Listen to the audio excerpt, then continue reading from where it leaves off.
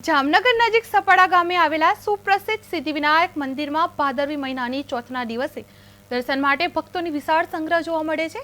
આ મંદિરની વિશેષતા એ છે કે અહીં ગણપતિજીની પ્રતિમા જમણી સુના ગણપતિ તરીકે ઓળખાય છે, જે દેશમાં ખૂબ જ ઓછી સંખ્યામાં જોવા મળે છે। ભક્તો પરંપરાગત રીતે ચોથના દિવસે કપડા સિદ્ધિવિના પદયાત્રા કરીને મંદિર પહોંચી પ્રસાદ અને દર્શનનો આનંદ લે છે। પરંપરા આજે પણ લોકોને એકાગ્રતા અને ભક્તિભાવથી એકત્ર કરે છે। ભાદરવા મહિનાની ચોથે ભક્તોનો ખાસ ઉમંગ જોવા મળી રહ્યો છે। જમણી સુદ ગણપતિના વિશેષ પ્રતિમા દર્શન કરવામાં આવ્યા છે।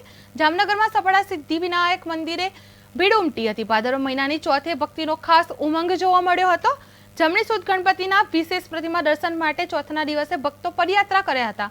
કપડા સિદ્ધિવિના ભક્તોને દર્શન માટે ગયા હતા। ભાદરવા મહિનાની ચોથે ભક્તોનો ખાસ ઉત્સાહ જોવા મળ્યો હતો। કપડા સિદ્ધિવિના ભક્તોને દર્શન માટે જોવા મળ્યા હતા। ભાદરવા મહિના ચોથે ભક્તોનો ખાસ ઉમંગ જોવા મળ્યો હતો।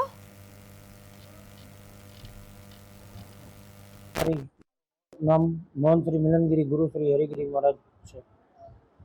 सपड़ा सिद्धिविनायक मंदिर जे जामनगर थी 18 किलोमीटर दूर અને કાલાવડ થી 35 કિલોમીટર દૂર ઊંચી ટેકરી ઉપર સપડા સિદ્ધિવિનાયક દાદાનું મંદિર છે, જે દાદા આજથી 550-600 વર્ષ જૂનું મંદિર છે।